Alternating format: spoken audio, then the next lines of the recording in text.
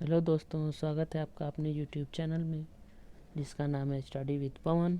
और ये हमारा अभी हाल फिलहाल बना हुआ नया चैनल है। तो दोस्तों प्लीज़ हमारे चैनल को सब्सक्राइब कीजिए, वीडियो को लाइक कीजिए और बेल आइकन को दबा दीजिए जिससे हमारी सभी वीडियो की नोटिफिकेशन आपको सबसे पहले मिल सके। दोस्तों सबसे पहला ही प्रश्न हमारा यही है कि बिहू कहाँ मनाया जाता है। दोस्तों सीटेट में सीधे सीधे पूछ देता है कि बिहू कहाँ मनाया जाता है। तो दोस्तों बिहू असम में मनाया जाता है। बिहू असम में मनाया जाता है जो कि असम की एक नृत्य शैली है। इसको क्यों मनाया जाता है? तो दोस्तों चावल की फसल कटने के पर मनाया जाता है। जैसे हमारे यहाँ चावल कट जाता है उसके बाद कुछ नहीं होता है, लेकिन असम में इसे एक उत्सव के रूप में मनाते हैं और उसका नाम बिहू है। और एक और महत्वपूर्ण इसी से बनता है प्रश्न कि उरुका उरुका आखिर में किसको कहते हैं। तो दोस्तों उरुका बिहू जिस दिन मनाया जाता है उसके एक दिन पहले का शाम होता है, उसको उरुका कहा जाता है। और ये आप जो कि देख सकते हैं, उरुका बिहू से एक दिन पहले की शाम को मनाया जाता है। बात ये पड़ती है कि क्वेश्चन कभी कभी पूछ देता है कि बोरा और चेवा क्या है। तो दोस्तों बोरा और चेवा एक प्रकार की चावल की फसल है जो कि पकने के बाद चिप चिप के टाइप की हो जाती है, बोरा और चेवा। दोस्तों इसी के सिलसिले में देखिए, जैसा कि आपको दिख रहा है कि ये जो नृत्य शैली है वो बिहू की नृत्य शैली है। और ऐसे ही महिला पुरुष दोनों मिल कर के बिहू के दिन डांस करते हैं। और महत्वपूर्ण प्रश्न इससे निकल के ये आता है कि असम के मुख्यमंत्री कौन है। दोस्तों असम के मुख्यमंत्री हिमंता बिस्वा शर्मा हैं। और वहाँ के राज्यपाल कौन है? तो जगदीश मुखी वहाँ के राज्यपाल हैं। ये भी पूछ सकता है, कभी कभी आ जाता है। दोस्तों आप मैप को ज़रूर पढ़ के जाइएगा। देखिए मैप में असम कहाँ पर है। देखिए ये एकदम से आपके दाहिने हाथ के साइड में असम यहाँ पे है। असम मैप तो आप सीटेट के लिए ज़रूर से पढ़ के जाइएगा, क्योंकि एक दो प्रश्न तो ज़रूर मैप से पड़ जाता है। वो हर साल विगत के प्रश्नों को आप उठा करके देखिए, हरदम पूछता है कि असम किधर है, कहाँ है, या फिर कौन सा राज्य किसके दाहिने है किसके बाएं है। अगर आप कमेंट करेंगे तो हम इस पर एक वीडियो बना सकते हैं। चलिए बच्चों दूसरा क्वेश्चन पढ़ते हैं। कक्षा में बच्चों को अपने और देखिए कभी कभी तो सीधे पूछ देता है क्वेश्चन, उसमें आप अगर ट्रिक लगाना रहेगा तो देखिए बच्चों को प्राथमिकता देंगे। ये जान लीजिए कि सीटेट के लिए एक ट्रिक है जो कि आपको बहुत फ़ायदेमंद रहेगी, और इसको जानते रहिए कि बच्चों को ही प्राथमिकता देना है, उनसे रिलेटेड ही सारे काम करने हैं सीटेट के लिए। वरन यूपी टेट के लिए भी ये काम करेगा, लेकिन यूपी टेट में ऐसे क्वेश्चन नहीं पूछे जाते हैं। दोस्तों एक और प्रश्न देख लीजिए। पेट के अंदर का तापमान 30 डिग्री सेंटीग्रेड के करीब रहता है। पेट के अंदर जो होता है तापमान वो 30 डिग्री सेंटीग्रेड रहता है। और पेट के पाचन क्रिया के रहस्य को जानने वाले वैज्ञानिक कौन है, आपको पता है? तो उनका नाम है बोमेट। बोमेट जो कि यूएस से बिलोंग करते हैं।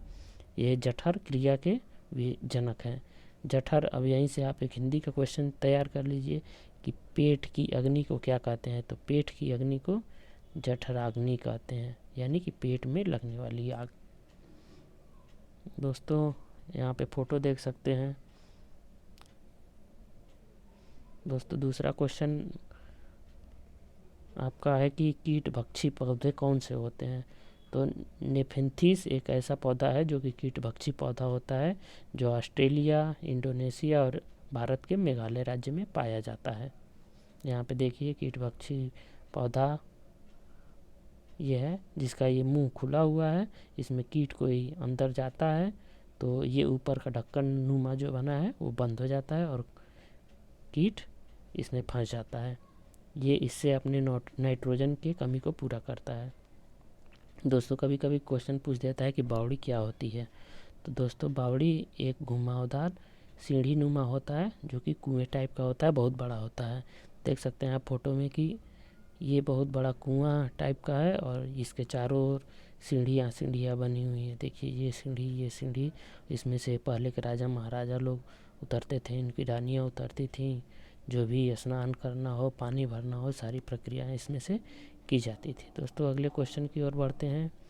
विश्व का सबसे बड़ा नमकीन सागर। आपको पता होना चाहिए कि विश्व का सबसे बड़ा नमकीन सागर कौन है। तो वो मृत सागर है, जिसका पानी लगभग 1 लीटर पानी में 300 ग्राम नमक मिलेगा। अगर आप 1 लीटर पानी वहाँ से निकालते हैं तो आपको 300 ग्राम नमक की मात्रा उसमें मिलेगी। ये देख लीजिए मृत सागर की फ़ोटो है। आगे चलते हैं। मलेरिया किस मच्छर से होता है। तो मलेरिया मादा, ये एकदम याद रखिएगा, मादा मच्छर के काटने से होता है, जिसका नाम एनाफिलिस होता है। एकदम ये मादा याद करके रखिएगा। और देखिए उस मच्छर को देख लीजिए कि कोई किससे मलेरिया होता है काटने से, और आप घर पे बच के रहिएगा। इसका रंग हल्के भूरे रंग का और सफ़ेद रंग का चित्तीदार जैसा होता है। अगले क्वेश्चन पे आते हैं। ये भी सीटेट का बहुत महत्वपूर्ण क्वेश्चन है कि मलेरिया की दवा किस वृक्ष से बनती है। तो मलेरिया की दवा सिनकोना वृक्ष के छाल से बनती है।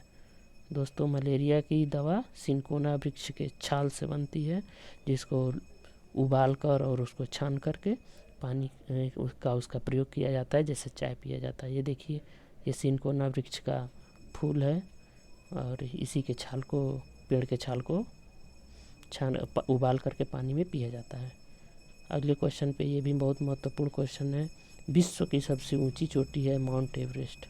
माउंट एवरेस्ट तो सभी जानते होंगे, लेकिन इसका नेपाली नाम कभी पूछ लेगा तो आपको दिक्कत हो सकती है। तो नेपाली नाम इसका होता है सागर माथा। सागर माथा, आप इससे रिलेट कर सकते हैं सागर और माथा। सागर भी बहुत बड़ा और माथा सबसे ऊपर, यानी कि सबसे ऊंचा, सागर से सबसे ऊंचा तो क्या है, सागर का माथा है। और ये इससे रिलेट कर सकते हैं कि माउंट एवरेस्ट है। आप हमें कमेंट में बताइएगा कि भारत की सबसे ऊंची चोटी का नाम क्या है। दोस्तों अगले क्वेश्चन पे चलते हैं। जंगल अधिकार कानून, ये एक बार का क्वेश्चन आया हुआ है। जंगल अधिकार कानून 2007 में क्या है। तो जंगल अधिकार कानून 2007 में जो आया था, उसमें यही कहा गया है कि जो लोग कम से कम 25 साल तक जंगल में रह चुके हैं उनको उनका हक दिया जाता है। जंगल में अगर जो 25 साल रह गया उसको वहाँ वो ज़मीन उसकी हो जाएगी। अगले क्वेश्चन पे चलते हैं। झूम खेती के तरफ। तो झूम खेती कहाँ मनाई जाती है। ये मनाई जाती है मिज़ोरम में। मिज़ोरम की राजधानी आप लोग कमेंट बॉक्स में बताएंगे, और असम की राजधानी, दोनों की बताइएगा। हम आपका कमेंट का इंतज़ार करेंगे। दोस्तों झूम खेती या झूम कृषि दोनों एक ही बात है, और ये मिज़ोरम में मनाई जाती है। देखिए यह एक आदिम प्रकार की कृषि है जिसमें पहले वृक्षों तथा वनस्पतियों को काट करके उन्हें जला दिया जाता है, और साफ़ की गई भूमि को पुराने उपकरणों, लकड़ी या हलों आदि से जुताई करके उसमें बीज बो दिया जाता है। यह पूर्णतः प्रकृति पर निर्भर करती है कि उत्पादकता अधिक रहेगी, कम रहेगी। देखिए झूम खेती है, देख सकते हैं आप। इस पे ट्रैक्टर आसानी से चलेगा नहीं, और दूर दराज के इलाकों में ये खेती होती है, तो वहाँ पे आधुनिक उपकरणों का सुगमता से पहुँच नहीं हो पाता, तो इसीलिए वहाँ पे पुराने उपकरणों का उपयोग किया जाए। दोस्तों सीएम जो कि मणिपुर के कौन सीएम है, मिज़ोरम के सीएम कौन है। तो मिज़ोरम के सीएम जोरामथंगा, इनका नाम ही ऐसा है, देख लीजिए। अगले क्वेश्चन की तरफ चलते हैं।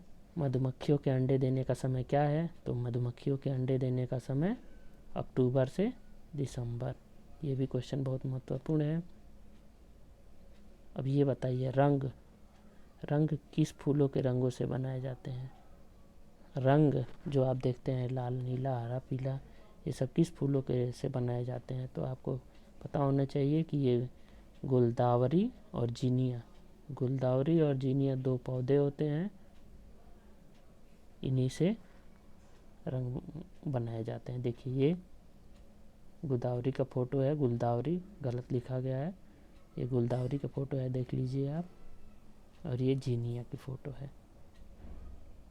दोस्तों अगले क्वेश्चन की तरफ बढ़ते हैं। इत्र के लिए कौन सा ज़िला मशहूर है? इत्र यानी सेंट, सेंट किस ज़िले में बनता है? तो ये कन्नौज में बनता है, जो कि उत्तर प्रदेश में है। अगले क्वेश्चन की तरफ बढ़ते हैं। ब्रेल लिपि, ये तो सीटेट में आना ही आना है, 1 नंबर यहाँ से पक्का है।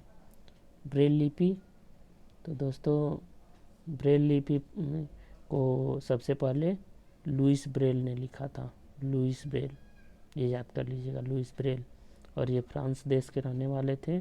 यह लिपि 6 बिंदुओं पर आधारित होती है, ये भी महत्वपूर्ण है, कितने बिंदुओं पर? तो ब्रेल लिपि 6 बिंदुओं पर आधारित होती है, जो कि कागज़ के मोटे नुकीली कागज़ पर नुकीली औजार से बिंदु बनाकर लिखा जाता है।